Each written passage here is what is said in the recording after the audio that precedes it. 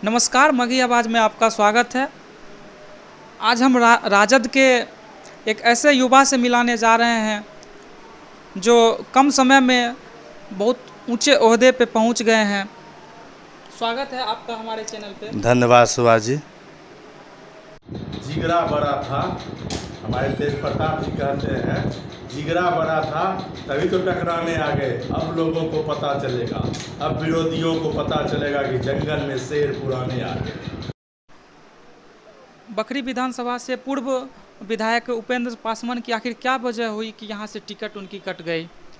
की वजह है कुछ विरोधियों द्वारा पत्र गया है कि वो अब उस लायक नहीं है, जबकि अभी तक बिहार का इतिहास है, जब से चुनाव हुआ है बखरी विधानसभा में उतना अपार बहुमत से कोई नहीं जीता था। जब 2015 में चुनाव हुआ तो सीपीआई के सूर्यकांत पासवान थे, बीजेपी के रामानंद राम जी थे और ये क्या कहते हैं राजद के उपेंद्र पासवान जी थे, जिसमें कि सूर्यकांत पासवान जी को 30,000 वोट आया था कुल। मैंने बखरी विधानसभा के 36 पंचायत मिला के 30,000 वोट आया था। वहीं पे रामानंद राम जी को 32,000 समथिंग वोट आया था।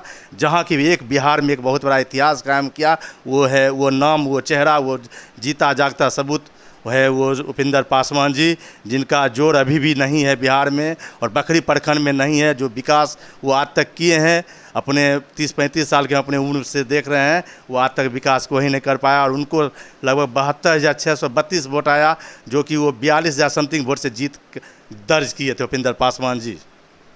हसनपुर विधानसभा से पूर्व स्वास्थ्य मंत्री तेज प्रताप यादव जी चुनाव लड़ रहे हैं, वहाँ उनकी क्या स्थिति है? तेज प्रताप जी का वहाँ बहुत बड़ा स्थिति है। हम लोग परसों गए थे, मिल के आए हैं।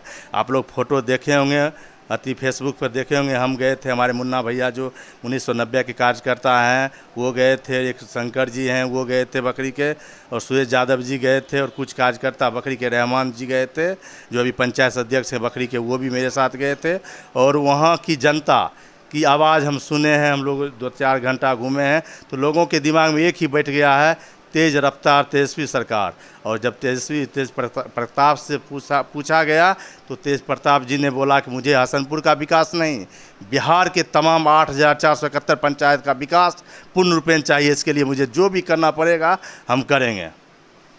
बखरी विधानसभा क्षेत्र से महागठबंधन के प्रत्याशी सूर्यकांत पासवान जी चुनाव लड़ रहे हैं, वहाँ उनकी क्या, यहाँ पे उनकी क्या स्थिति है? यहाँ पे सूर्यकांत पासवान जी देखिए, सबसे पहले मेरी वर्तमान मुखिया हैं और वो ज़मीन से जुड़े हुए हैं। लगभग वो 25-30 साल से इस राजनीतिक रंजिश में रहे हुए हैं।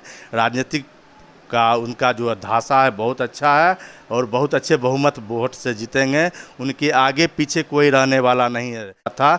जिस समय उपेंद्र पासवान जी जिस तरह से जीते थे, ठीक उसी प्रकार से इनका भी जीत सुनिश्चित है। इनमें कोई कटौती नहीं है और बखरी प्रखंड के, बखरी विधानसभा के तमाम 36 पंचायत के हर एक जनता उनके साथ है। हर एक कास्ट का जात है, जातिवाद वोट नहीं हो रहा है, हर एक स्तर से वोट आ रहा है। चरिया बरियारपुर विधानसभा से राजवंशी महतो जी चुनाव लड़ रहे हैं आरजेडी की ओर से, वहाँ उनकी क्या स्थिति है? वहाँ से भी राजवंशी बाबू जीत रहे हैं। वो पूर्व में सांसद रह चुके हैं और उनका सांसद का जो स्थिति था पहले वाला, उन्हीं आधार पर इनको वोट दिया जा रहा है और वो अपार बहुमत से जीत रहे हैं। उनमें कोई कटौती नहीं है, उनको वहाँ कोई नहीं हरा सकता है। ये मैं बोल रहा हूँ, ये बिहार की जनता बोल रही है, चरिया बरियारपुर की जनता बोल रही है। बिहार में महागठबंधन की क्या स्थिति है?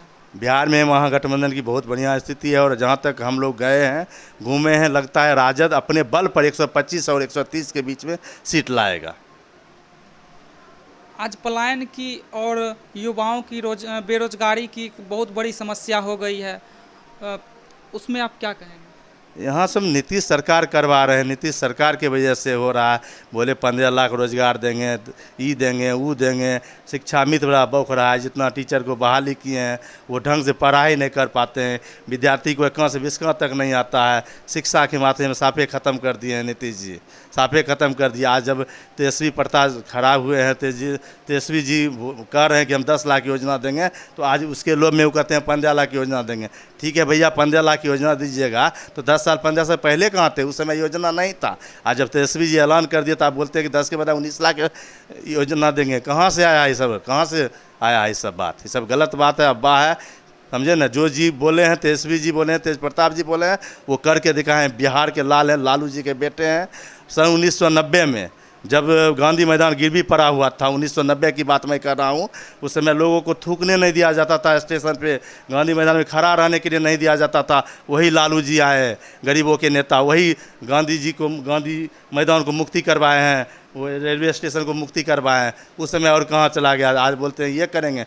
बिहार में एक ही बेटा है, वो लालू है, और लालू का लाल तेजस्वी लाल, तेज प्रताप, इनसे बढ़ के कोई नेता नहीं है बिहार में।